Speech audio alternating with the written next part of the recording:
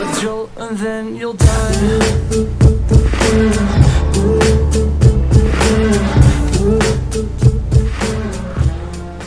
Thank you for joining us for tonight's Talk to the People as we discuss the latest issues, updates concerning our pandemic response, efforts, and other issues surrounding our country today. Much as I hate it, actually, but there are questions, burning issues of the day, which the people should know or at least understand. Bakit ba nagkagulo ito? Anong nangyari? Well, in the September 17th Senate Blue Ribbon Committee hearing, Senator Gordon, in his opening statement, admonished the government for acting too quickly in buying much-needed medical supplies during the start of the pandemic. Again, I say again, Gordon admonished government for acting too quickly in buying much-needed medical supplies during the start of the pandemic. I really cannot fathom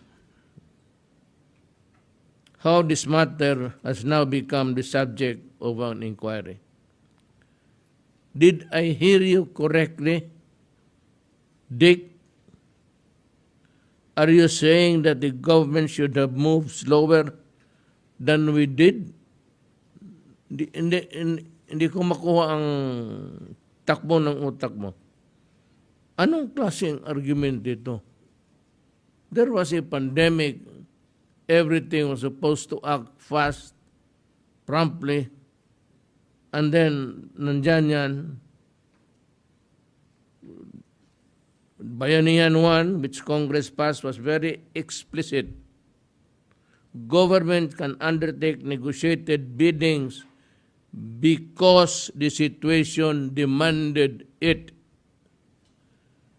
So, ngayon, bakit,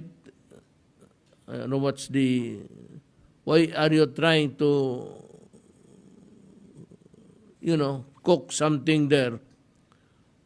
We do not know what are the ingredients that you are mixing up, and we are at a loss really of understanding the Senate now. May I remind you that we were at the height of the pandemic. Ubusan na ng supply ng medical equipment. Nakipag-agawan na tayo sa supplies sa ibang bansa. You know that. Well, if you are not aware of these things, then I'm sorry. I am just, I am just a cheap provinciano politician. But my job is to correct and go after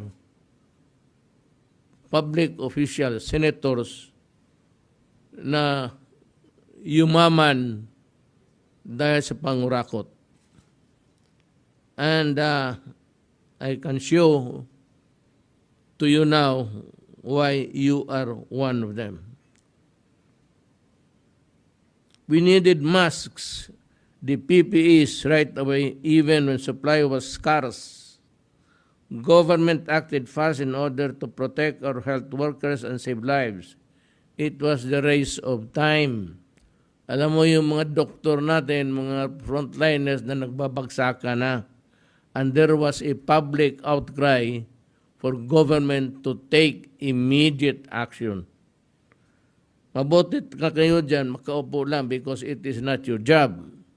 It is your job to criticize. If it is slow, then if it is fast, you criticize also because it is fast. So, ganun, mamili ka lang. Nasagot na namin lahat. Tama na ang pamulitika mo.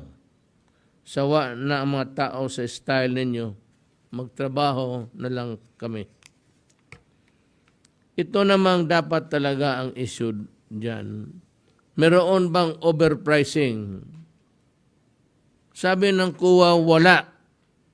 Meron bang ghost deliveries? Sabi ng kuwa, wala. Ano pa ang gusto mong hanapin? Magsabi ka para malaman namin, mahanap namin kung ano yung kinahanap mo. Do not ramble on for days and weeks talking to yourself practically. Ikaw na mismo and you are fighting with yourself. So, sabihin mo kung anong kulang o ano para malaman namin ngayon. Kung meron kang nakita, ilabas mo na para malaman namin kung ano yan. And because you could not find any overpricing, or is it because a witch hunt, a fishing expedition for a political purpose?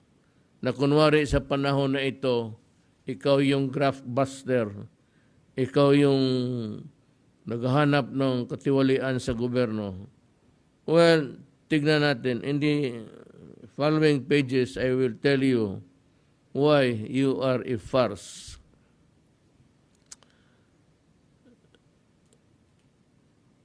Is the ongoing inquiry truly in aid of legislation?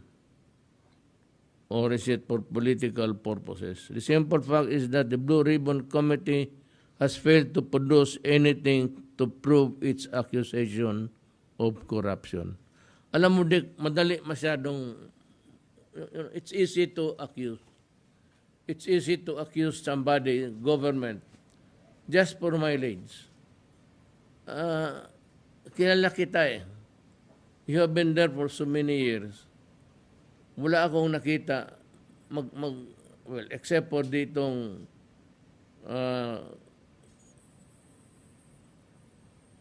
kay Napolis.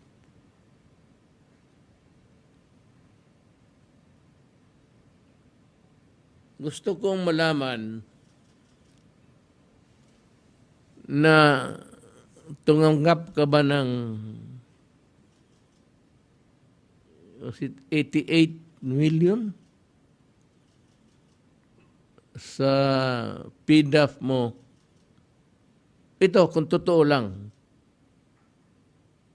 inidikit mo sa PDAF, pinarking mo doon yung PDAF mo. So, you commingled it with the money of the Congress, of the Red Cross, and of Congress, yung nakuha mo. Ngayon, the money is lost forever. It cannot be accounted for if this is true. Kung totoo itong pinarking mo talaga. Ang nagsasabi lang yan, mga taga-Red Cross. Nasaan na ngayon yung, I do not have the correct figure, but it's about 88. Tinawag lang sa akin sa cellphone, masama pa ang linya, na meron kang nakuha, inisali mo, doon sa pera ng Red Cross. Which means to say now that hindi na ma-audit ng COA kasi ang COA, sabi mo, hindi pwedeng mag-audit sa Red Cross. Yan ang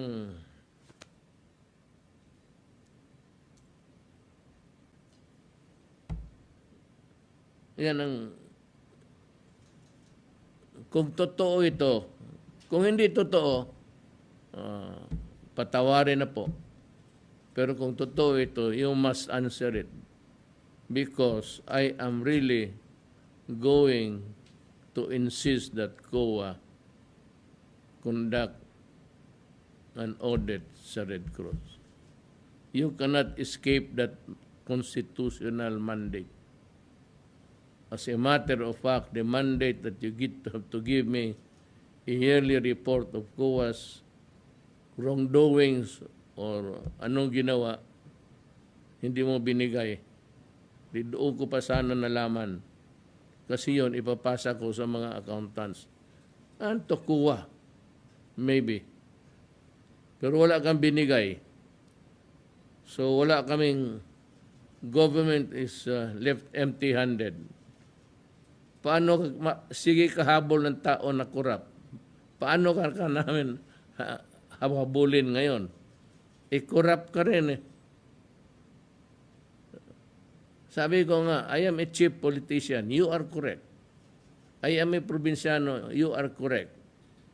Pero our mission here, by joining government, is to go after politicians like you who have enriched themselves, milking government of its resources.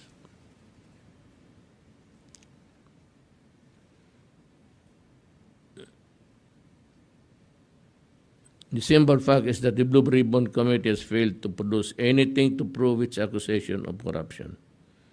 Even Dick, the committee chairman, conceded that there is no overpricing, yet still he insists on pursuing this witch hunt. Alam mo kung bakit, Dick? Bakit kung wala kayong tinatago, bakit kayo matakot? Even if I spend the remaining years of months dwelling on such sabi mo na may pagkatiwalaan, then go ahead. But until now kasi wala. Your starting point is in the fault line.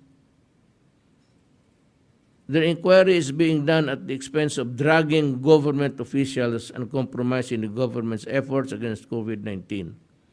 At the time when cases are at all-time high and with thousands of our people getting sick and dying. Nandito, instead of working overtime, nandito si Secretary Galvez, nandito si Secretary Doki, nandito si Director General. When they're supposed to do their homework kasi maraming mga, questions and doubts about maraming medisina. Even the ivermectin.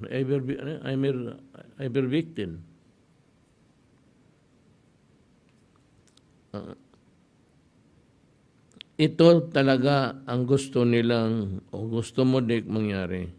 Sirain ang pangalan ko at ang aking administrasyon at guluhin ang COVID response ng gobyerno dahil malapit na ang alam ko kung anong gusto mong takbuhan. Gusto ko nga mag one-on-one sana tayo kung may posisyon lang. Baski barangay captain na lang sa inyo. Your intentions are clear as a day. Important facts clearly presented in the recent hearing in the House of Representatives include statements made by the Commission on Audit. And I reiterate, for those who could not still accept the truth, walang overpriced na binili, walang na-deliver lahat ang binili, nagbayad lang pagkatapos na-deliver ang mga binili. Ngayon, ginalagari mo talaga kung anong gusto mong makita. Akala namin it was really just a simple truth of finding out whether there was really prompt deliveries, prompt payments and all, and everything was in order. It appears to you now as you are grinding something that is really politics. Dick, sabihin ko sa iyo, I will show you why in the next pages. Are you really a lawyer? Dick, maybe you should review your procedural law. Because if you do know the law, you should just have stopped and elevated it to the courts. Baski na with the presence of the COA saying that nothing is wrong. you can still go to the courts and file the cases if you want. You have the ombudsman. You can go for civil actions to recover the money. Anything that is possible that a lawyer can think of, especially if he is bent on not really cracking if anybody said, but cracking your own ears. I'd like to na lahat na lang, even the lower house has joined the fray. I think simply because nakikita nila that you are wasting the time of everybody. Can I have the video of Congressman Suarez, JJ? Pakinggan mo ito, Dick. So, with that being said, Attorney Lau, thank you for your time. No? With that being said, Mr. Chairman, kaya ko po gustong i-stress yung point na ito ay unang-una po ay pinalalabas po kasi na overpriced. Napatunayan natin hindi. Sinasabi naman nila ngayon favored yung isang kumpanya. Malinaw naman po na hindi naman favored yung kumpanya. In fact, mayroong mga kumpanya na mas malaki pa po ang natanggap na supply contract. Sinasabi naman po na doon naman po sa pag-award ng kontrata ay questionable po. Malinaw po na ayon na rin po sa batas, sumunod naman po sa proseso.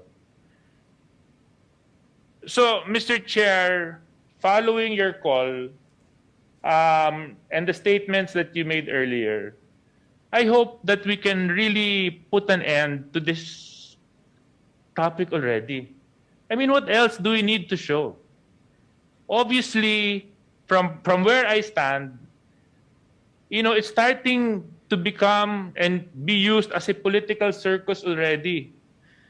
When our resource persons here, the Secretary of Health, I think Secretary Galvez is also here, may mga representatives pa sa DOH, Vince Dizon is here, they should be attending to COVID and pandemic. Instead of attending to COVID and pandemic, they're attending committee hearings for issues that we have already showed and clearly explained na wala naman pong problema. So, wag na po natin aksahin sana yung panahon at oras ng mamamayan sa mga bagay-bagay na kung may nakikita silang mali, di maghablaan na lang. Kaso lang, tutukan natin yung problema ng bayan, which is COVID response and the pandemic, Mr. Chair. So again, Mr. Chair, thank you. My time is up, but I will again request that I be included in the next round.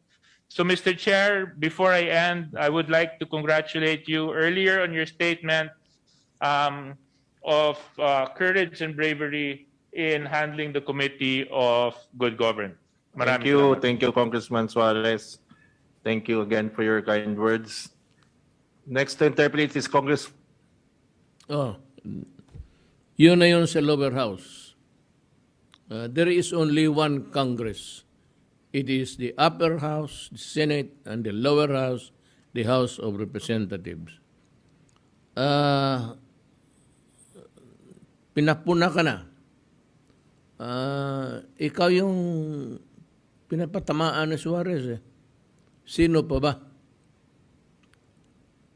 In September 17 hearing of the Blue Ribbon Committee, COA Chairman Mike Aguinaldo clarified again that their audit report on DOH did not include any finding that money was lost on corruption.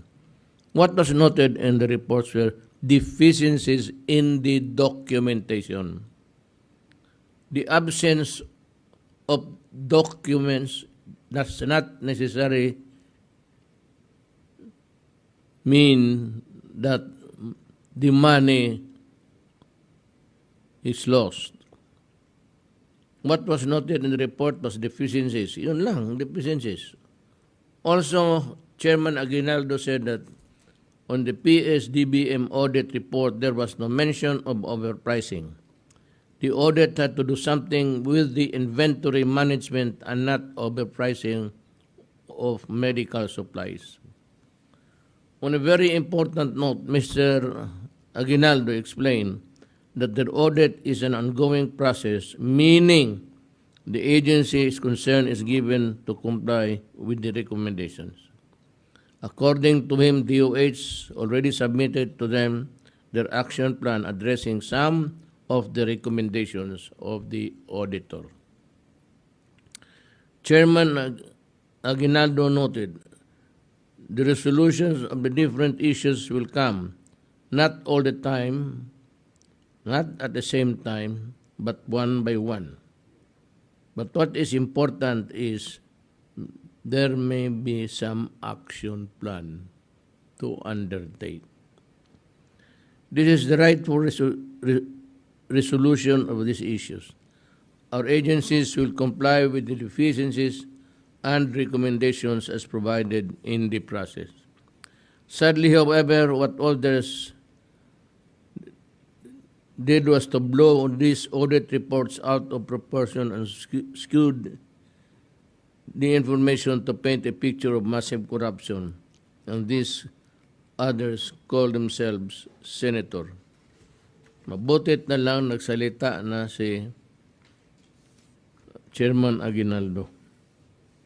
At para hindi namin, I said, I cannot really fathom what you are trying to prove. In the continuation sa Blue Ribbon Committee, in order for the hearings to be honest and fruitful, the Blue Ribbon Committee must treat all resource persons with utmost respect by giving them adequate time to speak and by avoiding any premature judgment. Yan ang pitfall mo sa pagkasenador. Hindi mo naintindihan talaga ang trabaho mo. And you have lost that, alam mo, pagka mahusay ka kung mag-one-on-one ka ng kwento dyan sa koridor, sa labas. Pero once naupo ka na, manabang mo na yung givel, nag-iiba ang anyo mo. Ano ka na, yung basta you just simply melt into a kind of a despot saang hindi mo pinapatapos ang tao, tapos iniinsulto mo. Balang araw, may isang tao talaga dyan magtindig sa iyo. Tignan mo. One of these days, there will be somebody who will just stand up against you and say,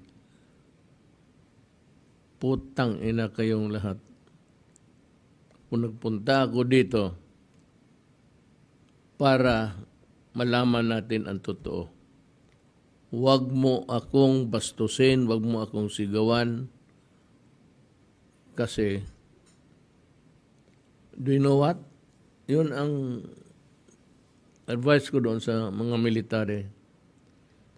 Keep the dignity of your rank as being soldier. Huwag kayong pumawag na sigaw-sigawan kayo ni Dick Gordon. Just stand up and go out. I said if the Sergeant at Arms, i-detain ka, then once I hear about it, I will go to the Senate and get you, extract you. Yan talaga ang mangyari. Then, Senator Gordon, we will be having trouble in government. Then, Mr. Gordon, we will be having a crisis. Then, Mr. Gordon, at the end of the day, it is the country who will suffer. Ikaw, siguraduhin kita that I will reduce you to your original size. Masyado ka nang lumaki. lumaki ng ulo mo.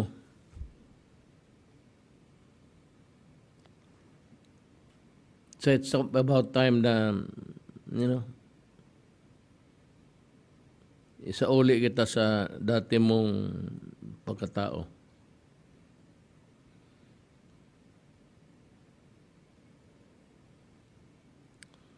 Up to now, the Senate Blue Ribbon Committee has not clearly articulated what could be the possible needed statute that prompted the need for this inquiry.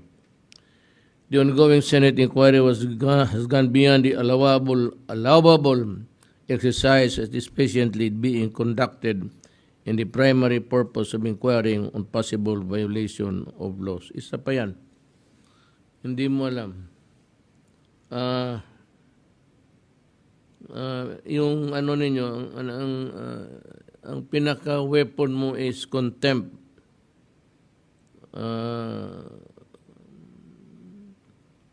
Hindi malaman ng tao kung magsagot siya o hindi, o magkamali, o hindi siya sumunod sa theory mo. Ayan, at takot, i-contempt. I said, one of these days, basahin ko lang para sa atin lahat, pero abogado man tayo. In the same ruling, the Supreme Court referred to a case of John Watkins versus United States of America, whereby it is upheld that, I quote, nor is the Congress a law enforcement agency or a trial organ. These are functions of the executive and judicial departments of government. No inquiry is an end in itself. It must be related and in furtherance and of the legitimate task of Congress investigations, particularly solely for the personal aggrandizement of the investigators or to punish those investigated indefensible. Aggrandizement conducted solely for the sole purpose of aggrandizement. I will reiterate, if the Senate Blue Ribbon Committee thinks it has gathered enough evidence of corruption or malfeasance from its current inquiry, then by all means bring your case to the Ombudsman or to the proper courts. Huwag kang magpalangoy-langoy dyan araw-araw. Dinadamay mo lahat ang, ano ba ang tingin ng pardon to the other senators.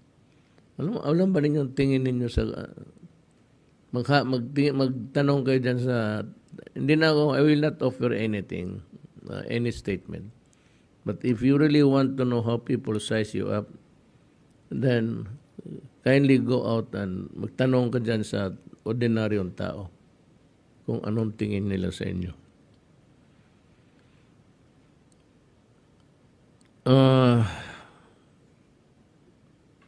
I'd like to hear Congressman Marcoleta. Isa pang ano ito. Present, Mr. Chairman. Yusek Lau, Opo, Mr. Chairman. narinig mo na ba yung kwento ng isang taong naghahanap ng isang bagay na nawala? Nasa ilalim siya ng isang poste na may ilaw. Have you heard of that story? No, Mr. Chairman. Sa ngayon, malalaman mo. Ayan nga, naghahanap siya ng isang bagay, paikot-ikot siya sa lugar na yun. Merong nakapansin sa kanya, tinanong siya, Mama, ano po yung hinahanap ninyo? Nawala ko kasi yung susi ng bahay ko eh. Nawala ko dun sa may, yung tabing, meron kasing maliit na woods eh. Parang forest sa tabi niya. Nagtaka yung tao na nagtanong sa kanya, doon po pala nawala. Bakit dito po ninyo hinahanap? Ang sagot ng matanda, Yusek Lau, Dito yung may ilaw eh. Do you understand the gist of that story? Yes, Mr. Chairman. Kung talagang nawala, may hinahanap siya kung ano man yun, doon niya hanapin. Bakit nandun siya sa ilaw? Malaking publicity rito, pare. Okay? Not on my part, Mr. Chairman. Nandoon yung instrument na nagagamit. Alin ba talaga ang gusto nating sabihin dito? Are we doing this for the good of the country? Like what our chairman elucidated earlier?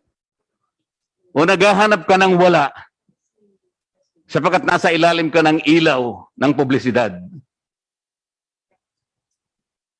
Did you get the story? I got the story, Mr. Chairman.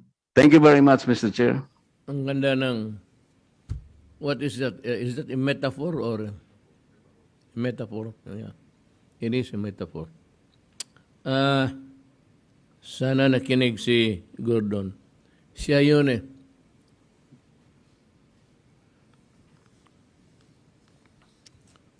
Now, let's go now to the Philippine Red Cross. When I asked for an audit of the Philippine Red Cross by COA, it is with legal basis under the Constitution and Republic Act number 172 of the Philippine Red Cross Act of 2009. Alam mo, kailangan ko ipaimbestiga ang Red Cross for a host of reasons. Pero una niyan, pera.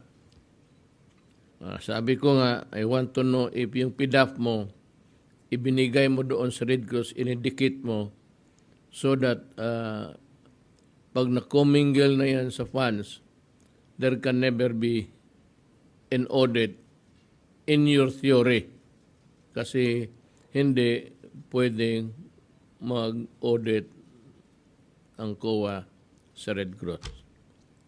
I disagree with you as a lawyer, and I'm pointing out to you the Constitution and the Republic Act. And I dare say that you are wrong. This is the same law that requires the PRC to submit to the Office of the President of the Philippines its annual financial report. Wala kang nga binigay. You know, it's the Constitution itself requires bidding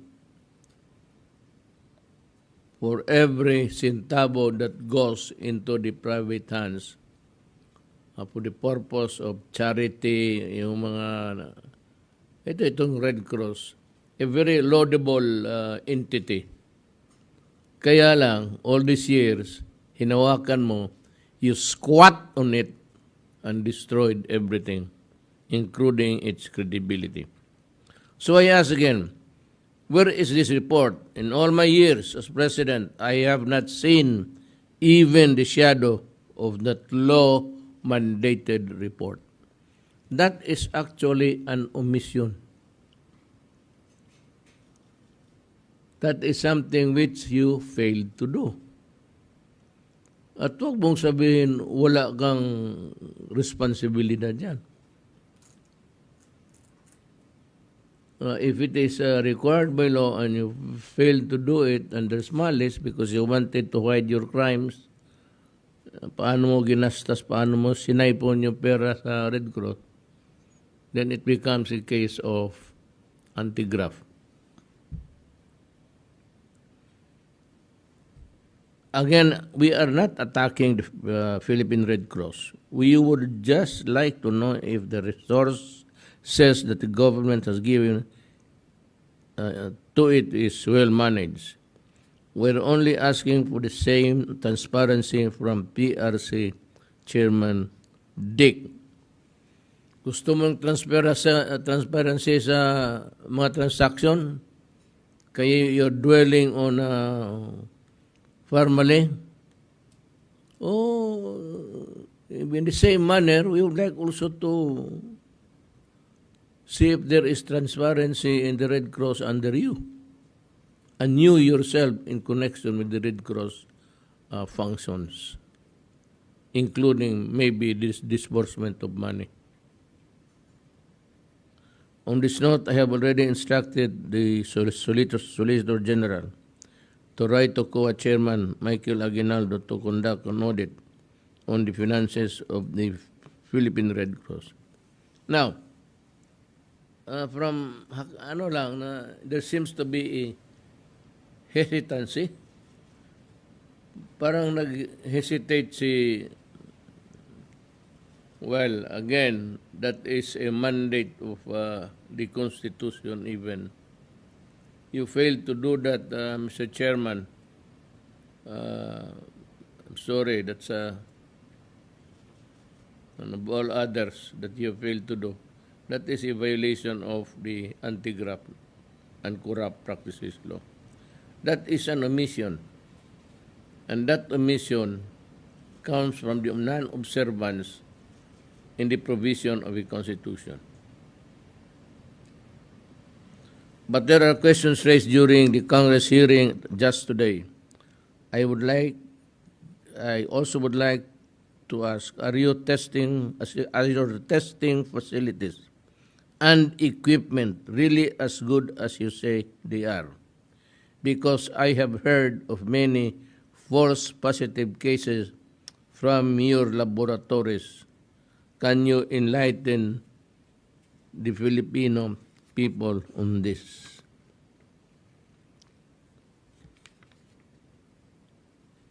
I was informed that 44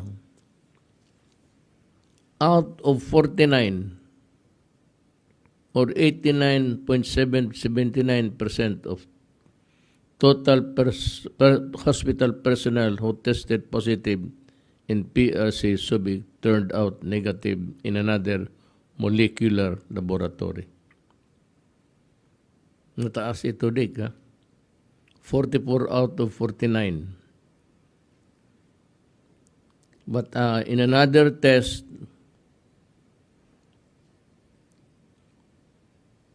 apat lang. 44 out of 49 or 89%. 89.7%. Moreover, ito, ko hinahanap kaya ako nalilito dito. Moreover, in the Presidential Security Group, 187 out of 213 or 87.79 of the PSG personnel tested positive in the PRC Manila laboratory but tested negative in their confirmatory test. Even officials of the Department of Finance have experienced the same Red Cross testing facilities. Positive today, negative the following day and the day after. Alam mo kung sino ito? Basahin ko, ha? I have here the list of Department of Finance workers who tested false positive. I will begin with their cover letter. The Department of Finance had 13 cases of false positive PCR test results for COVID-19 from February 10 to 2021. 13 individuals were tested positive after taking PCR tests from the laboratory of the Red Cross. After testing, the individuals decided to take a second confirmatory PCR test within 24 hours. All the individuals tested negative for COVID-19 after taking the confirmatory test. 2 individuals decided to take a third confirmatory test. The third test also came out negative for COVID-19. As such, have concluded that the positive results received from the first RT-PCR swab tests in the Philippine Red Cross may be classified as false positive. The false positives in the Department of Finance may be even higher, given that not all who tested positive but were asymptomatic took a confirmatory test due to financial reasons. Yan ang masakit. We acknowledge that the PCR test may not be 100% accurate. A Harvard article, Robert Sherling, MD, states that most false positive results are thought to be due to lab contamination or other problems on how the lab has performed the test, not the limitations of the test itself. Ang mahirap nito, Dick, is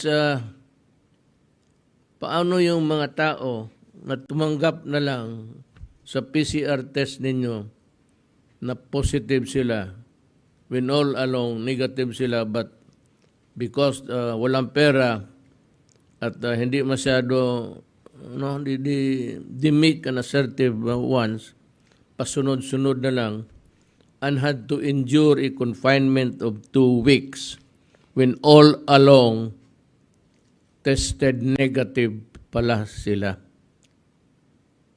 Yan ang problema mo sa Red Cross. Problema ka na, problema pa ang Red Cross sa iyo. Because of this information is accurate, then maybe the DOH must investigate this matter. You could be putting more people at risk. You could be falsely adding to the total positive cases per day of this country. Ilan yung nadagdag doon sa positive sa isang araw, daily attack, na negative, nasali na doon sa numero na pakarami na ang nasakit. How sure are we now in our figures in the veracity and truthfulness of the test combined? Kaya marami man rin nagpunta dyan sa Red Cross. How do you backtrack? If it is impossible, what do you intend to do? Ang mahirap kasi niyan,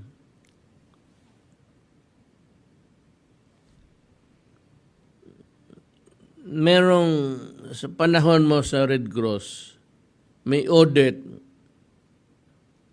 86,815,433.24 is attributed to you. Sabi ng COA. And in early August of this year, SBMA sent final demand for you to pay the said amount in 30 days. It has been more than 30 days, Mr. Gordon, and you have not done anything. Let me remind you that when a notice of disallowance has been issued, clearly a law has been violated. Maybe a case should be filed against you. I am now asking the concerned agencies to look into this matter. Yun na sinasabi ko, Dick. Pinipicture mo na grabbuster ka, na ganun ka,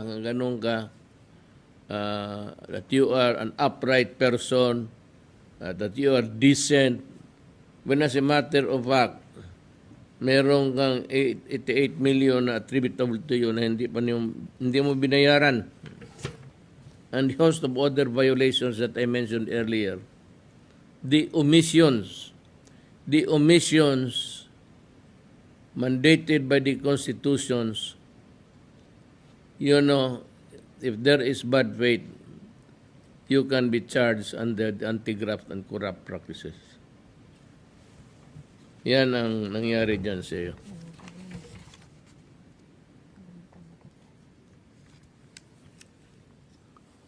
Ito, since that you can also tell us about your disallowances while you were in SBMA.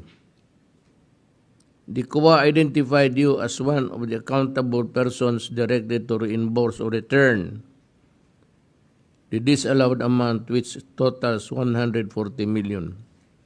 Of this amount, 86 million 815,443. Paano ito ngayon, Dick?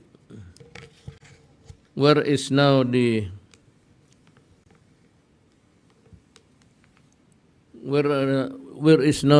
much vaunted model politician that he purports to be before the public?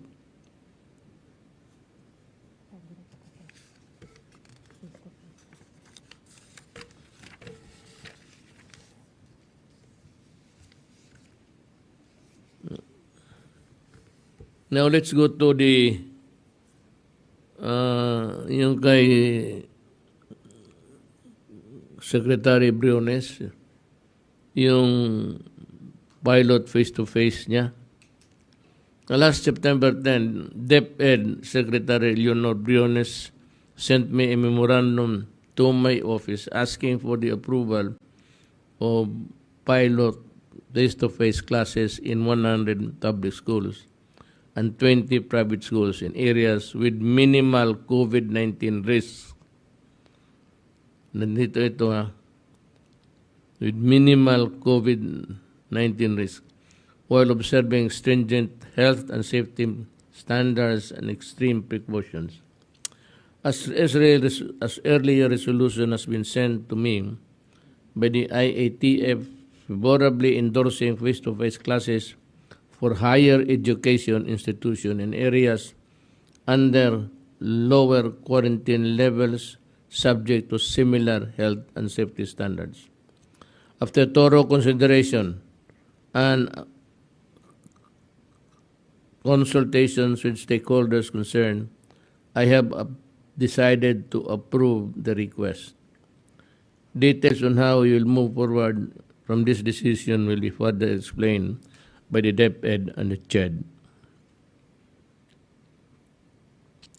Ang response ng gobyerno, at this point, may I call on Secretary Duque to report on the latest accomplishments and achievements, the efforts of government with regard to our pandemic efforts. Secretary Duque, you have the... Ngayon, ikadalawampu ng September 2021, mayroon po tayong pangkalahatan na kaso umabot na po sa 2,385,616. Kasama na po ang bagong naitala natin na 18,937 cases as of September 20. At sa naidagdag na bilang na ito, ang 4,952 ay nanggaling po sa NCR, 3,582 sa Region 4A, at 2,261 mula po sa Region 3. Ito po ang top 3 contributing regions to our current caseload. At para naman po sa atin mga active cases, ang bilang ngayon ay ngayon araw ay nasa 176,850,000 cases. Ang katumbas po nito ay 7.41% ng atin pong mga kabuuan kaso. Sa kabilang dako naman, ang ating recoveries ay umabot na sa 2,171,832 at ang ating recovery rate ay nasa 91.04%, habang ang bilang ng mga pumanaw ay nasa 36,934 at ang ating pong case fatality rate ay nananatiling nasa 1.55%. Next slide. Ito naman po, nakaraan linggo, nakapagtala tayo ng 19,709 average daily cases. Kaya po makikita ninyo sa screen, mas mababa po ito ng 5% sa ating pong naitala noong linggo bago rito. Bagamat umaasa tayo na ito na ang simula ng pagbaba ng ating mga kaso, oobserbahin pa rin natin sa darating na mga linggo kung talagang bumababa na ang mga kaso. Gayunman, nakita namin ang pagbaba sa NCR. Ito pong color blue, epidemic curve, plus ang areas ay kumakatawan dito po sa kulay green. At sa Mindanao naman po yung orange line. At patuloy naman tumataas ang mga kaso sa rest of Luzon. Ito po yung red line. Makita po sa screen. Habang nagpaplato naman ang mga kaso sa Visayas. Ito po yung teal or aqua green. Ang atin naman National Vaccination Program update ay nakapag-administer po tayo ng humigit 41 million doses as of September 19, kahapon. Mayroon ng 22.85 million ang naitalang individual na nabakunahan ng first dose at 18.56 million naman ang fully vaccinated individuals or equivalent to 24.06%. Sana po ay ito ay makita ng mga ibang naghahayag ng mga balita kasi kahapon sinasabi 16% lang daw po of our goal or herd immunity goal ang nagkaroon na po ng completed job rate. So hindi po as a 4.06% na po tayo. Panghuli po, Mr. President, bilang pagbubuod, number one, masasabi natin na bumabagal na ang pagtaas ng ating mga kaso. Gayunman, nananatiling nasa high risk ang ating national case classification at healthcare utilization rate.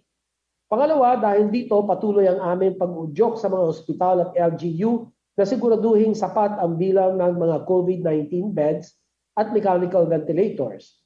Siguraduhin ang referral ng mga pasyente sa tamang pasilidad base naman sa kanilang mga sintomas. Magpatupad ng mga granular lockdown upang mabilis na mahanap ang mga kaso at kanilang mga close contact upang sila ay ma-quarantine, ma-isolate at ma-test sa lalong madaling panahon. At panghuli, panatilihin ang mahigpit na pagsunod sa ating pong minimum public health standards at palakasin ang ating pong pagbabakuna ng ating pong mga priority groups. So ito na lamang ang pinakahuling bahagi po ng aking pag-uulat sa ngayon na gabi, Mr. President. At handa po ako sumagot sa inyo pong katanungan. Maraming salamat, Mr. President. Thank you, Secretary Duque. Secretary Galvez, can you give me your report? Yes, sir. Mr. President. So this is the updates for this week. Next slide, please. Sir, the Philippines already received the highest volume in a week with 9,586,270 doses. We have received 5 million doses from Sinovac, 2,774 doses from Pfizer. This includes the COVAX facility, 961 doses from Moderna that we have procured, and 661 doses from AstraZeneca that the private sector that has procured. And finally, we have received the Sputnik 5 component 2, which have been being awaited by our LGUs. We already breached 64,942,000, including the vaccine that we'll be receiving at 9 o'clock. We have already delivered and administered 41,414,000 total vaccine administered, with 22.8 million individuals that have taken their first dose, and a total of 18.5 million Filipinos are now fully vaccinated. The Philippines is expected to receive another more than 20 million more doses before the end of September, and maybe on the first week, including the first week of October.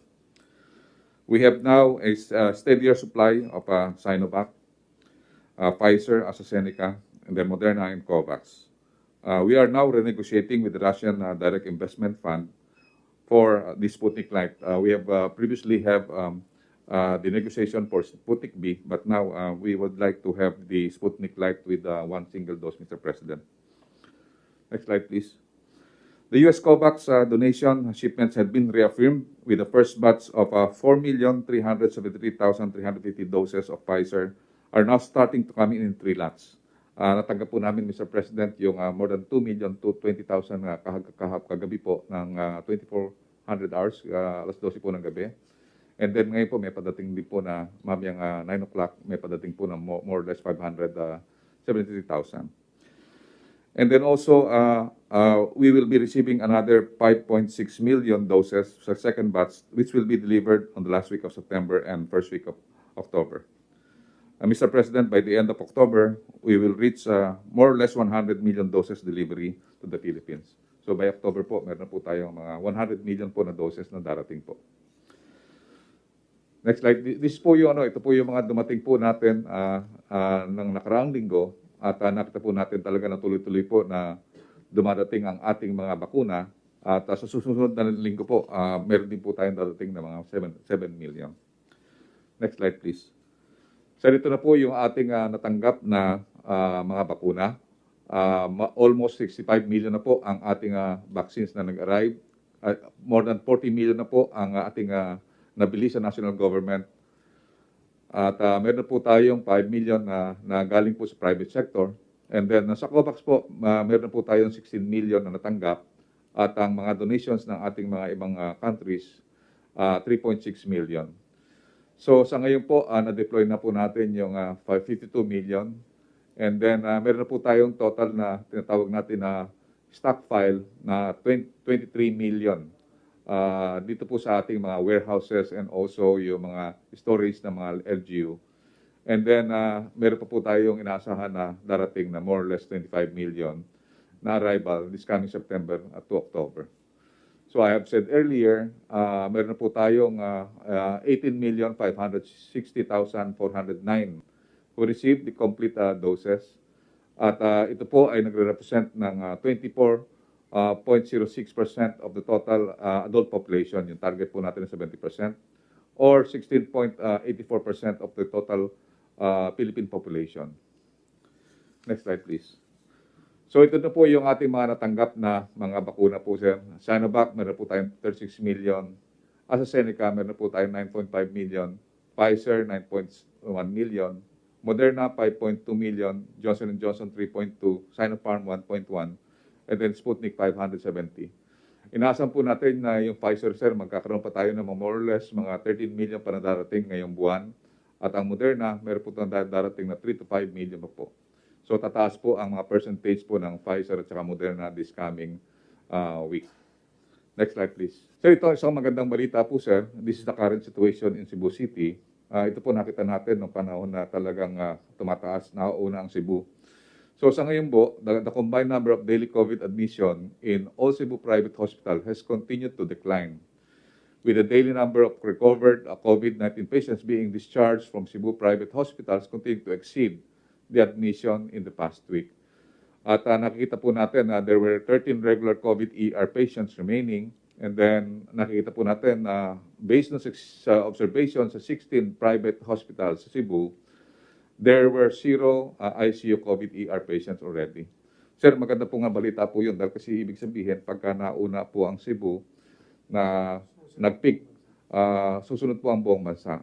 At ang inadala po natin talaga is talagang kailangan lang po talaga na sundin po natin talaga yung protocols na binigay po ng IATF. At ito po, maganda mong balita po ito na nakikita natin na nung sumunod yung Cebu sa protocols ng IATF. At the same time, they executed yung tinatawag nating magandang barangay response.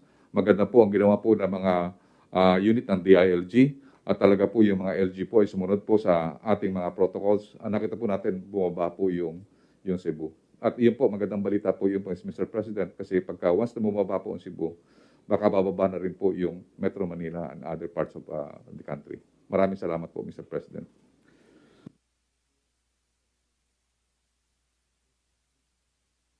Secretary Anyo. Magandang gabi po, Mr. President. Magandang gabi, Executive Secretary Bingbong Medialdea and Senator Bongo and fellow public servants. Please put my slide. Una po, ang ating National Capital Region ay tapos na sa distribution ng ating ayuda. 100% na po. 11.2 billion ang ipamigay natin. Kaya ang itatala ko ngayong gabi ay ang bigayan ng ayuda sa Laguna na nasa ngayon po ay nasa 96.20%. Total of 2,611,807 recipients po ang nakatanggap. Next slide. Dito po makikita natin na 18 LGUs na po ng Laguna ang naka-attain na 100% accomplishment. At nakikita po natin na sa susunod na linggo ay matatapos na rin po ang lahat ng natitirang bayan ng Laguna. Next slide. Sa probinsya naman po ng Bataan, nasa 73.50% na po ang pagbibigay ng ating ayuda at ang nakatanggap naman ay 513,235 beneficiaries. Next slide. Dalawang bayan na po ng Bataan ang nakatapos. Ito po ang municipalities ng Samal at saka Abukay na kung sa 100% ang kanilang naipamahaging ayuda. Next slide. Sa atin naman pong kampanya against illegal drugs, makikita po na nakapagtala tayo ng 553 operations sa loob lamang po ito ng 4 na araw mula September 14 hanggang September 18, na kung saan ang naaresto po ay 845 personalities at mayroong 14 na sumuko at 3 naman ang nasawi sa anti-illegal drug operations. At sa kabuuan po ang ating nakumpiska na shabu at marijuana ay nagkakalaga ng 219,583,535 pesos po sa loob ng 4 na araw. Unti-unti po ay naisa sa katuparan ng ating mga LGUs ang bagong sistema. In fact po ay nagtatanong na din ng ibang probinsya at syudad kung kailan ito ipatutupad sa kanilang lugar. Sa katapusan po ng buwan ay gagawa tayo ng assessment sa pamamagitan po ng IATF at gagawa kami ng rekomendasyon sa ating Pangulo kung ito po ay dapat na i-adopt sa buong bansa. Yun lamang po. Maraming salamat. Thank you, General Anyo. So, paki-open nga ng panel. So, Secretary Lorenzana, you have something to report? Yes, Mr. President. Mr. President, Senator Go, mga kapwa-kulingkod bayan, mga kababayan, magandang gabi po sa inyong lahat.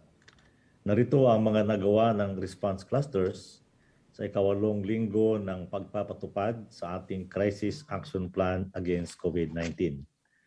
Can I have my slides, please?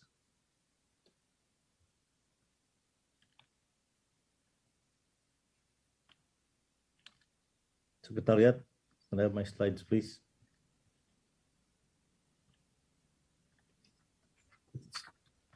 Ang community subclusters ay nagpatupad ng alert level system simula ika-16 ng Setyembre at nagdaos ng online talakayan series na dinaluhan ng 17 lungsod sa Metro Manila. Ito pinaliwanag ng mabuti ang bagong sistema ng alert level system.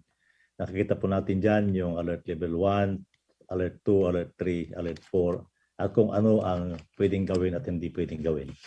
Next slide. Nagpatupad ng granular lockdown sa piling mga lugar kung saan mataas ang kaso ng COVID-19.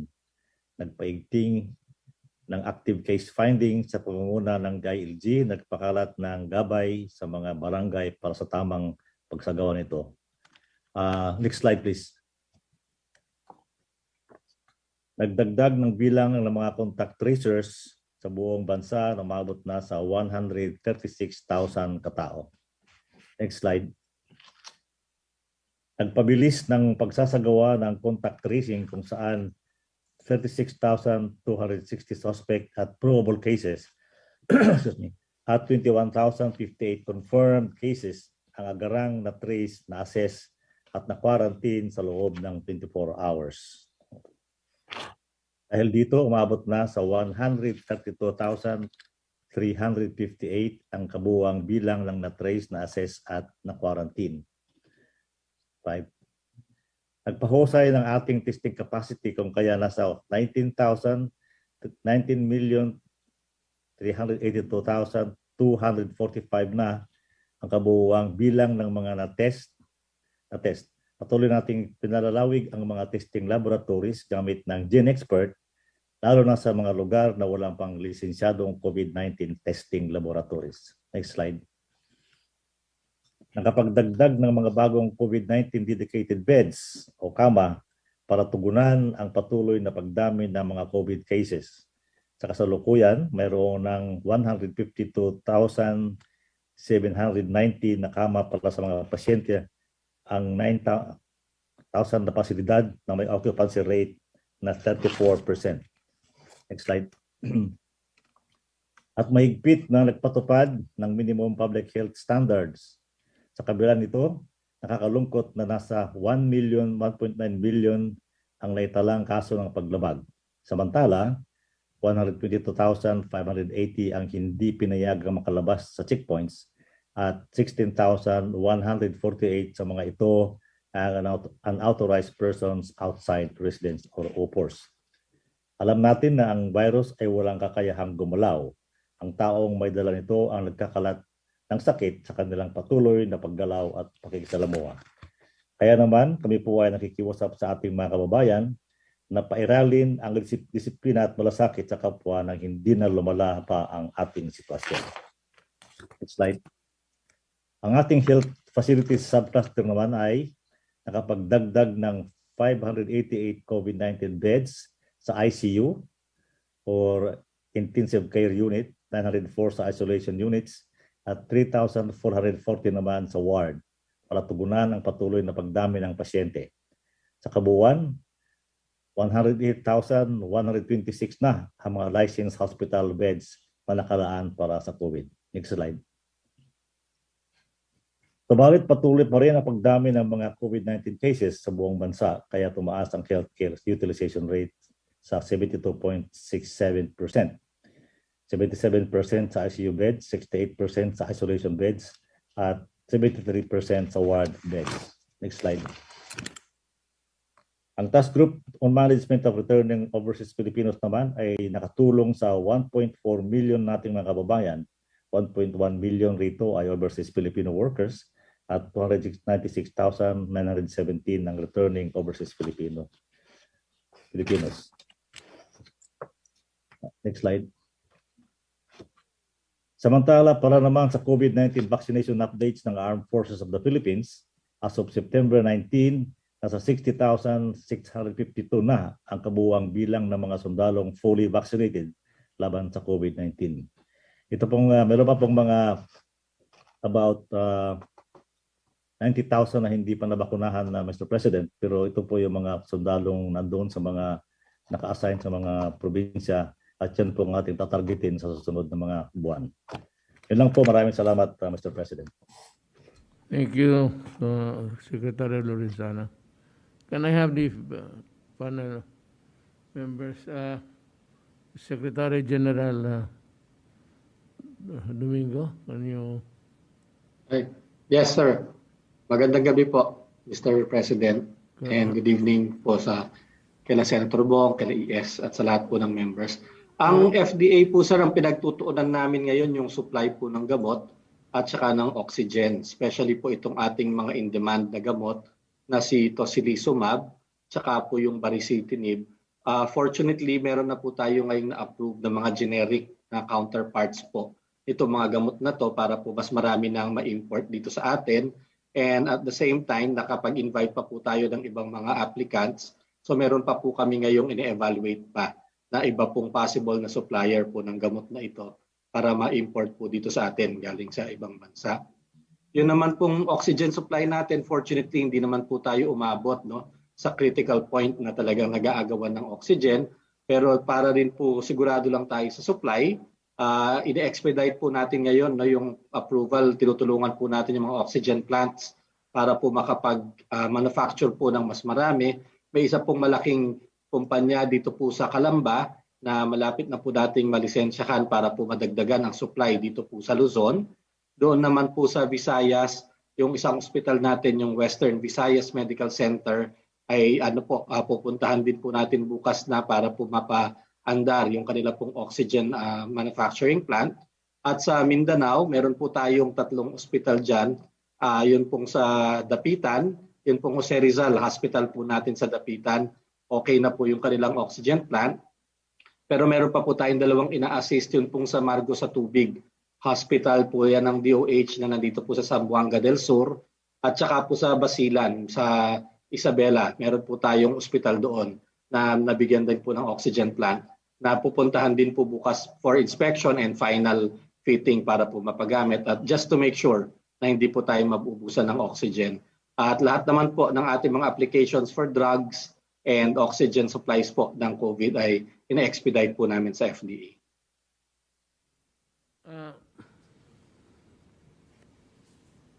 Panyero, let me just try to talk some things about how far are we from having our own vaccine in this country. I mean, I know that there are tests going on in several laboratories, pero gusto mo naman gaano tayo kalayo na makarating doon sa sarili nating homegrown bakuna. Ngayon po sir, yun pong ating task force on the vaccine self-sustainability na pinangungunahan po ng DOST, kasama po ang DTI at DOH. Tuloy-tuloy naman po ang pakikipag-usap nila doon sa mga manufacturers po abroad para nga po magkaroon ng technology transfer dito. At ang FDA din po ay kasama dyan sa task group na yan. Ang plano po natin by next year, magkaroon po tayo at least yung tinatawag po nating fill and finish, meaning dadalhin po sa Pilipinas yung bulk product, tapos dito na po natin i-repackage doon po sa maliliit na vials, ampules or mga syringes. So ito po yung nauna nating plano na tina-target po for next year. And then after that po, the year after that, yun na pong manufacturing ng mas maraming ibang klase pong bakuna dito. So nakatutok naman po yung mga ahensya na ito doon sa utos nyo na iyon. Tuloy-tuloy naman po sir yung aming pagtatrabaho para dito. What are the countries that helping us? I heard that Cuba is one. Meron po kinakausap from Cuba, also from China, meron din po. At meron din pong alam kong sa European countries, even po yung Russia, parang interested din po eh. So yun pong sa Department of Trade, sila po yung nakikipag-usap para po dun sa mga partnerships. And then DOST naman po for the development of the factory dito po sa atin. Okay, thank you. We'd like to hear si Chairman Binhor Abalos for the Manila yes, sir. situation. Magandang gabi po, mahal na Pangulo, Senator Bongo, of course, ESP Jaldia, sa lahat po ng mga miyembro ng cabinet. No? Medyo maganda po ang nangyayari sa Kalakang Maynila, Mr. President. Gusto ko lang po pakita yung slides please. Mr. President, sa ngayon po, ito po yung active cases natin. It is 36,042 sa Metro Manila. Next please. At ito po yung sinasabi ko, no? Kung titignan po natin yung active cases, ito po yung nakumpile po namin sa lahat ng mga mayors ng Metro Manila na LGU. Ang pinaka-peak po natin ay noong September 15. Ito po ay 40,112. Pero kung titignan po natin, magmula noong September 15, pababa na po ang active cases. Naging from 40,000, naging 38 noong 16, naging 37,000 noong September 17. Ngayon, September 19, naging 36,000 na lamang. No? So napakaganda po ng trend. Although manipis pa rin po, sana magtuloy-tuloy. Next please. Siguro dahil ito na rin po yung tinatawag na reproductive rate, no, sa mga nakikinig po nating kababayan. Ang ibig sabihin ng reproduction rate, ito po yung anak nung virus, kung paano siya dumami. Kung titignan po natin, ito po noong August 18, 1.9. So yung 1.9 na yun, naging 1.14 na po noong September 20. Konti na lang, kung magwa-1 na po tayo, magpa-plateau na rin yan. No? So magiging constant, kaya konting push na lang po. No? Tumataas man pero yung reproduction rate ay pababa. Next please. Sa DOH naman, ito po yung sinasabi na 2-week growth rate, yung po sinasabi ni Secretary Duque, from 130% noong August 16, ngayong September 18 ay isipin nyo, nag 19.83 na lang. No? Kaya napakaganda po. Next please. Ngayon, next please. Ito po yung isolation facilities natin sa iba't ibang lugar. Dito po natin nilalagay yung mga asymptomatic at symptomatic, no? Sa LGU facilities, sa mga eskwelahan, quarantine facilities, 65% pong occupied. Sa Oplan Kalinga, andyan po si Secretary Del, yung sa OCD, 84% po. At yung po sa temporary treatment facilities, it's 75%. Yun naman po naghahanap po ng mga contact tracers natin. Muli, nagpapasalamat po ang mga mayors kay Secretary Bello, ang laking tulong ng kanyang tupad, no?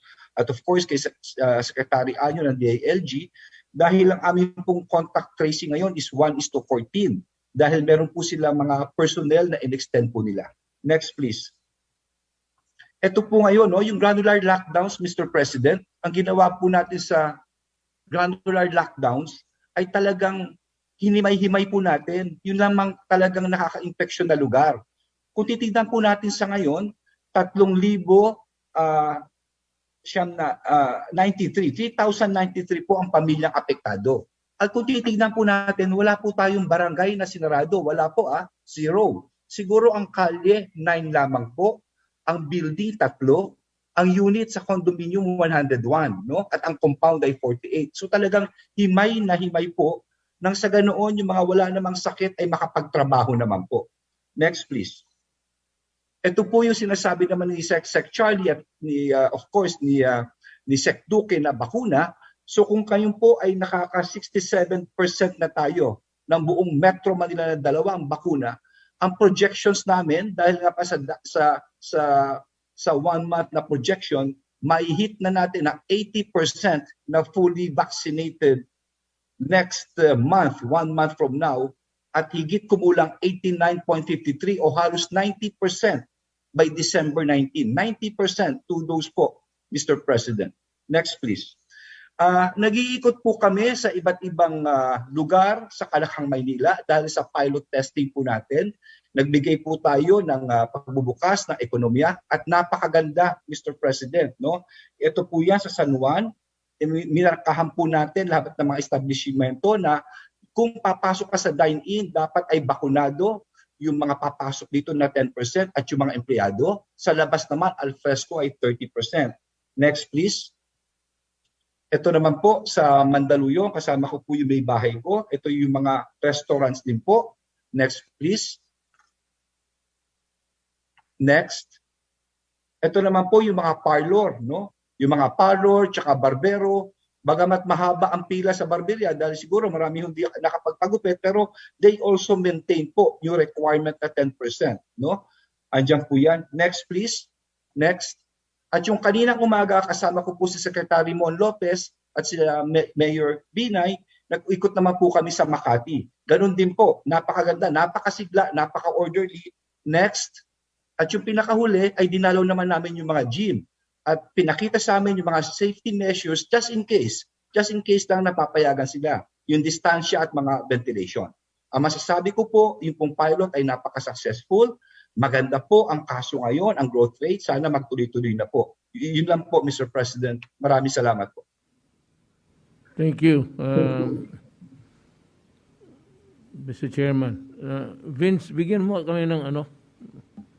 So if there is a downtrend, to what do you attribute this reduction? Is it because of the bakuna or the microbe itself is also weakening? Mr. President, I think all the data from the experts point to the fact that it is really the vaccination program, especially in key cities where the vaccination rate is already very high, that is saving us from the Delta variant. Kagaya po nung sinabi ni Chairman Benher at kanina po report ni Secretary Galvez, the high vaccination rates are really protecting people from getting severe COVID-19. Meaning, dahil po bakunado ang mga kababayan natin, hindi po malala ang kanilang sakit. Therefore, they do not require the kind of hospital care that was previously required whenever someone gets COVID without the vaccine. That is really the main driver. And I think Chairman Ben-Hur showed that that is very clear. However, Mr. President, I think what the world has shown is that even with the vaccination, the Delta variant still is very, very contagious. Therefore, we must still continue with the protocols, Mr. President. Yun po ang panawagan lagi ni Secretary Duque, ni Secretary Galvez, ni Secretary Ed, ni Secretary Del, na kahit na marami na pong nababakunahan at bumibilis tayo, kailangan pa rin po yung ating pagsuot ng mask at yung ating mga protocols that need to be in place. Now, let me go to si Carlo muna. Tingnan. Carlo, what about your... Ngayong adlaw, Mr. President, Senator Bongo, Executive Secretary Medaldea, and mga kasamahan natin sa gabinete. Maikling ulat lamang, Mr. President, tungkol sa tubig. Dahil nasa gitna tayo ng pandemya, higit na kinakailangan yung serbisyo publiko ay tuloy-tuloy at maasahan, kasama dito ang supply ng tubig. Ang Metropolitan Waterworks and Sewerage System or MWSS ay nasa ilalim ng opisina ng ating mahal na Pangulo or ng Office of the President. At isa siya sa mga naging abala dahil essential po na may tubig lalo na sa panahon ng COVID-19. Ang sapat at ligtas na supply ng tubig ay kailangan ng ating mga kababayan sa gitna ng ating laban kontra COVID. At para mapanatili ng MWSS ang tuloy-tuloy at ligtas na supply ng tubig para sa National Capital Region at sa Cavite, Rizal at Bulacan, ay in-increase po nila yung Angat Dam raw water allocation from 40 cubic meters per second or 3,452 million liters per day. Inakyat nila to 46 cubic meters per second or 4,000 million liters per day para ma-meet ang requirements ng ating mga kababayan. Ni-rationalize na rin po nila yung 60-40 sharing of raw water para to ensure na ang ating mga kababayan ay may tubig for 24 hours. Yung regular water pressure reduction natin, 10 p.m. to 4 a.m., except pag may emergency repairs and maintenance activities, ginagawa nila ito para to make sure na sa oras na kinakailangan ng mataas na water pressure ay nandiyan. At bilang paghanda para sa summer months nung taong ito, 2021, as early as 2020, ang National Water Resources Board requested the National Power Corporation to suspend yung spilling operations para ma-maintain ang water elevation natin sa Angat Dam ng 213 meters. Kaya wala tayong naging problema nung summer months. Ang iba pang measures na ginawa nila yung pag-optimize ng operations ng deep wells at nag-develop ng more wells sa areas na may groundwater availability. Additional water storage, pipelines, and pumping facilities para ma-increase ang reserba ng ating water systems. They improved yung water conservation efforts natin. They reduced water pressure during night time. Nag-optimize din po ng raw water source from Laguna Lake para sa water treatment. Nag-install ng line boosters and pressure regulating valves.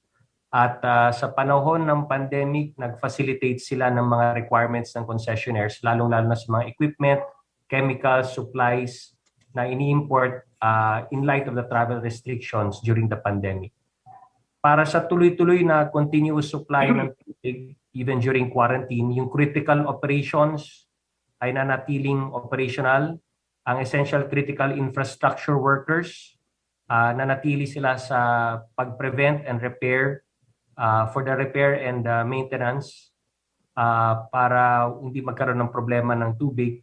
Water quality, na-maintain po natin within the Department of Health's strict parameters, at meron din po tayong no disconnection at moratorium sa bill payments para hindi maging abala at maging problema para sa mga consumers at customers.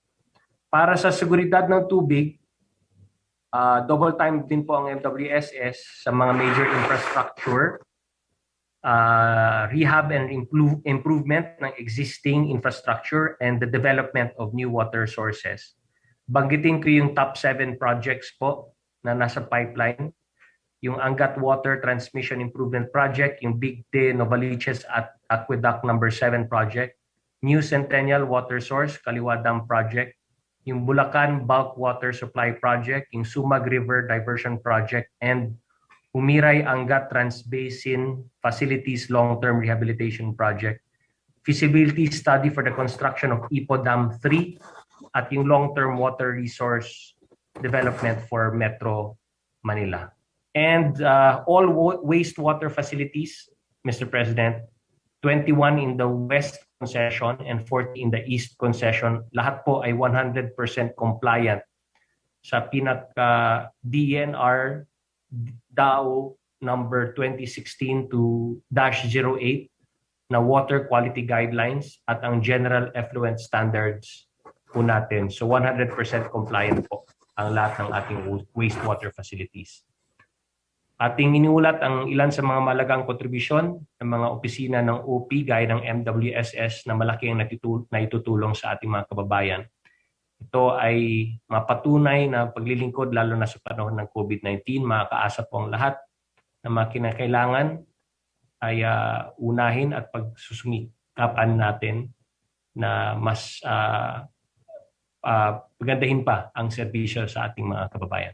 Daghang kayong salamat, Mr. President. Thank you, Secretary Nograles. Now, we are now down to si Rocky muna. At mukhang nawala ka. Magandang gabi, Mayor. Magandang gabi, Senator Bongo, kay Executive Secretary at mga kasama po natin sa gabinete. Balik Pilipinas na po tayo matapos po ang 10 araw sa Estados Unidos. Lilinawin ko lang po dahil yung mga kritiko natin ang daming binato pero hindi po nila naiintindihan kung ano yung ginagawa natin doon at kung ano po yung posisyon na ako po ay nominado ng ating gobyerno. Yung ako po ay nominado doon sa isa sa 34 na kinatawan ng tinatawag na International Law Commission. Ang akala po ng mga kritiko natin na ito po ay International Criminal Court o isang human rights body.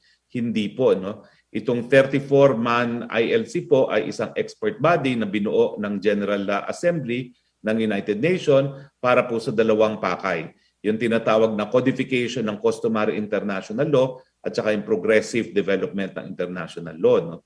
Ang mga naging work output po ng ILC ay halos lahat po ng mga major treaties, yung Vienna Convention on Law of Treaties, Vienna Convention on the Law of Diplomatic Relations, lahat po yan ay mga work products ng ILC na naging tratado po, no, na linagdaan ng mga bansa ng daigdig. Mabuti naman po yung ating pagpunta ron. May mga issue pong linabas yung ating mga kritiko, lalong-lalo na yung pagbitaw natin sa International Criminal Court.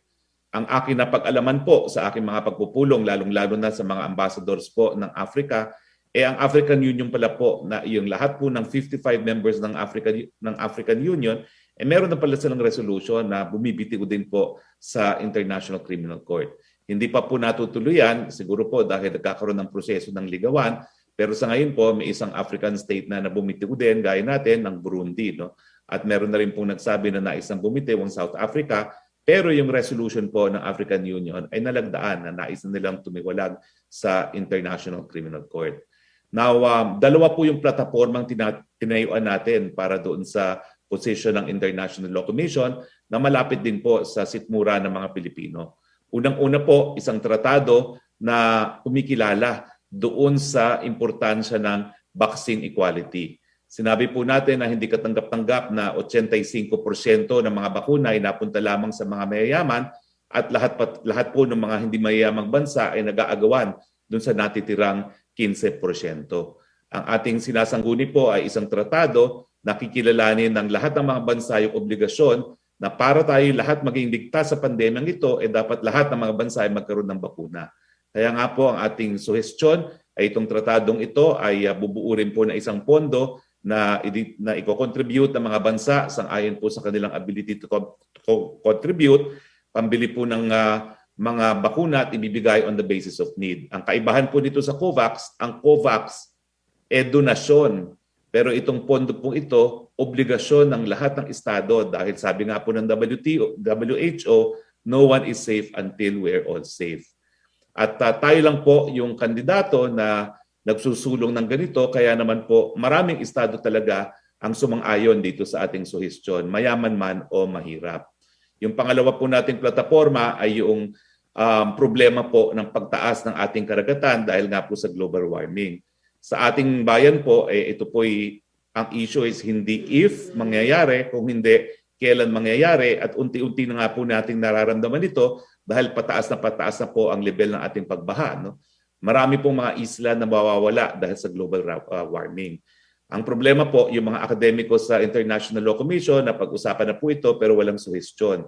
So sa kauna-unahang pagkakataon po, tayo po ay nagsulong ng suhestyon na kinakailangan i-apply natin yung konsepto ng uti possidete iuris ay nagsasabi na colonial boundaries are conclusive. Dapat po gawin din natin yung prinsipyo na lahat po ng land boundaries bago tumaas ang karagatan ay conclusive dahil kung hindi po magkakaroon talaga ng hidwaan dahil doon sa mga pabago-bagong mga territorial boundaries. Ito naman po ay mainit na tinanggap ng aking mga nakausap. Mahigit 75 pong mga ambassadors ang aking nakausap doon sa 7 araw na nandun tayo sa Estados Unidos at lahat po sila appears to be supportive doon sa ating dalawang agenda. At lahat po sila ay nagparating ng kanilang respeto at pagsuporta sa inyo po na kinikilala po kayo ngayon bilang isang leader ng mga developing countries sa ating international stage. Now, pagdating naman po sa issue ng ICC, well, nabanggit ko na po na lalong-lalo na sa mga African nations, hindi po ito issue. At pati po sa mga Latin American nations, hindi rin po yan issue dahil kinikilala nila na talagang soberenyang desisyon yung pagbitiw natin sa ICC. Gayunpaman, lumabas nga po yung balita habang ako po ay nasa Amerika na nagkaroon po ng judicial authority para magkaroon ng preliminary investigation. No? Hindi po kayo ang iniimbestigahan. Hindi po kayo respondent. Yan po yung pagkakaiba sa ating piskalya at saka dun sa ICC. Ang iniimbestigahan po nila, yung di umano ay drug war sa Pilipinas. Ngayon, ang sinasabi ko lang po dyan ay tignan nila po yung kalendaryo ng Office of the Prosecutor, yung proseso ng preliminary investigation, taon po ang lumilipas bago po matapos yan. Taon-taon nga po. Kaya nga po ang sinasabi natin, kung meron pong mga Pilipino na sa tingin nila na labag ang kanilang mga karapatan, magsampa po sila ng kaso dito po sa NBI, sa pulis, sa piskalya, dahil dito po sa ating bansa, kapag hindi na-resolba ng piskal in 90 days, hindi makakasweldong piskal. Samantalang sa ICC, napakatagal po niyan. Meron din pong issue kung po pwede bang pumasok dito ang mga investigators. Now, ang aking kasagutan po dyan, ay dahil ang soberenya at ang jurisdiction, kasama na po dyan yung karapatan ng Estadong mag-imbestiga ng mga krimen, ay seloso. Dahil ito po ay in-exercise to the exclusion of all other states, ay hindi naman po pwede na makapasok ang mga dayuhan para mag-imbestiga ng di umanong mga krimen dito dahil hindi na nga po tayo miyembro ng ICC. Nung tayo po ay miyembro, meron tayong obligasyon na mag-cooperate, pero ngayong hindi na po tayo miyembro, wala pong po pwedeng magpilit sa atin na papasukin ng mga dayuhan para mag-imbestiga ng di umanong mga krimen dito. Ang remedyo po, magpunta po sa piskal natin, magsampa ng kaso, at yan naman po ay nalilitis at marami na pong nakonvict doon sa mga tinatawag nilang mga murder cases. At ako mismo po, napakadami ko ng nalitis na mga extralegal killings, kasama na po dyan ang Maguindanao Massacre at yung pagpatay ni Jennifer Laude at ang napapakita naman po natin, nako-convict naman po yan sa ating hukuman. At hindi naman po, sa tingin ko po, dapat mapabilis nga yung proseso ng pagko-convict, pero hindi rin po mabilis ang proseso sa ICC, mas mabagal nga po ang proseso.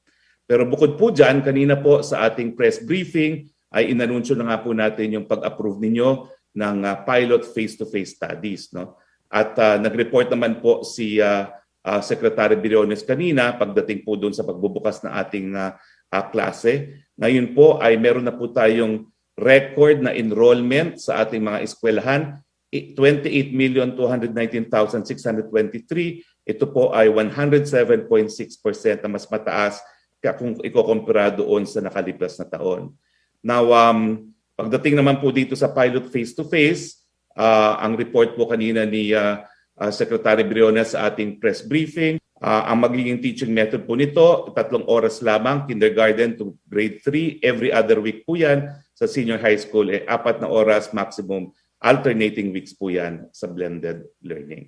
Kinakailangan po merong shared responsibility, kinakailangan may pagpayag ng LGU, may pagpayag po ng mga magulang para dun sa mag-attend ng face-to-face at ito po ay pilot for 2 months. Nagpapasalamat po si Secretary Briones at maraming learners po dun sa pagpayag ninyo sa implementation ng pilot face-to-face classes. Yun lang po, Mayor, at magandang gabi po sa inyong lahat. Salamat sa Secretary Roque. And now finally, ang Presidential Legal Counsel ko, gusto kong linawin nila kung kailan ako papasok sa kulungan para makapagbalot ako ng damit at kunting mga chichirias yan habang tumatanda ako sa preso. Go ahead, the great Sal Panelo. Magandang gabi po, Ginoong Pangulo. Magandang gabi kay Senator Christopher Bongo, kay Executive Secretary Salvador Vidaldea at mga kasama natin sa kabinete. Doon po sa katanungan niyo kung kailan kayo magbabalot. Hindi po mangyayari yun. Kaya nga na sinabi niya, wala naman jurisdiction ang ICC. Sa marami ng paliwanag natin, kaya palagay ko, hindi na natin bibigyan pa ng dagdag. Wala po kung may dadagdag na mga damdamin ng aking mga pinuntang alkalde at mga gobernador sa mga probinsya. Maliban, doon po sa feedback kung saan, kung matatandaan po ninyo, noong Sabado, tayo po nagpunta sa Baguio upang mag-participate doon sa MOA agreement, yung Memorandum of Agreement, sa pagitan ng mga gobernador at ng Converge upang isulong nila yung pag-connect ng internet. At dun sa lugar na yun, sapagkat talagang wala pang koneksyon, hindi sila makapasok, hindi nila magamit yung kanilang mga laptop, mga tablets. Kaya nagpunta po tayo doon. At kung matatandaan po ninyo, ay nagkaroon po tayo ng video call kung saan kayo po ay nagsalita ron ng halos 40 minutes. Kaya alam po nyo, gusto po nilang ipaabot sa inyo. Sapagkat marami po silang naliwanagan sa inyong paliwanag.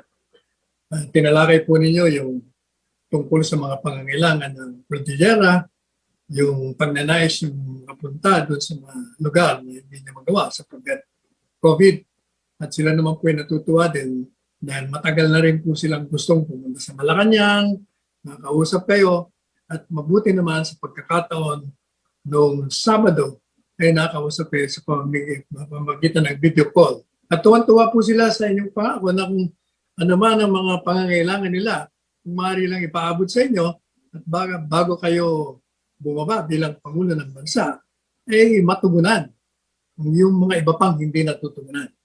At pangalawa po, sila ay natutuwa din na tinalakay po ninyo yung pagtanggap nyo ng kandidatura sa pangalawang Pangulo.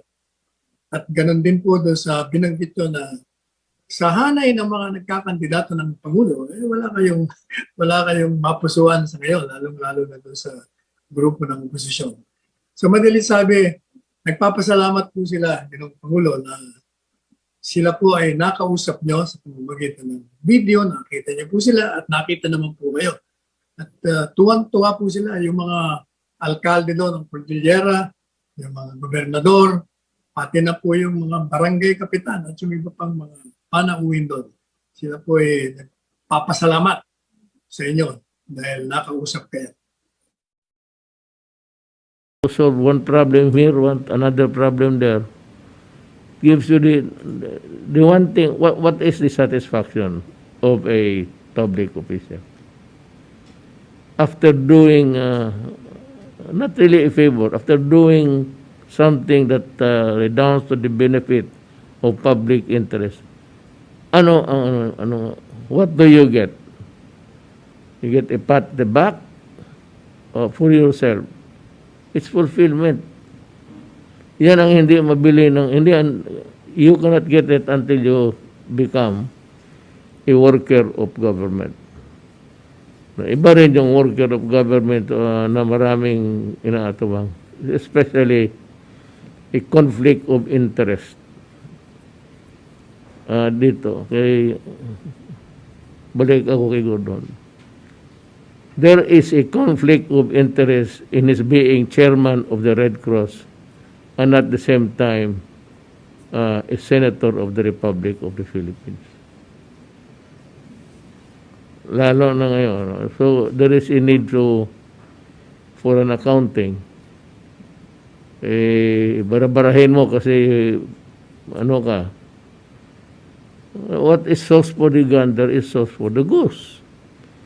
You audit me, I audit you. Because we are in government. We cannot separate or have an identity other than what you are, a worker of government. Some say the honorable worker. Some say that they are the much abused phrase, public servant kuno. You are not really serving the people. Me, when I address you, I say, all of us, we are just workers of government. If you are lazy, then that is the fault of the people for electing you. If you are corrupt, kasalanan ng tao yan. And if you elect him, in due time, he becomes a millionaire. That's what it is. So, yan lang siguro, mga kababayan ko. For today, nakapagsalita naman lahat. The next program will still be COVID and other relevant matters that would really affect, that has something to do or has a bearing in our national life.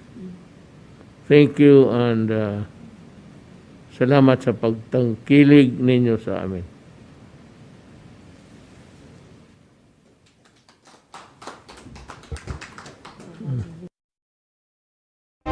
Subscribe to SMNI News Channel and turn on notification button for more news updates.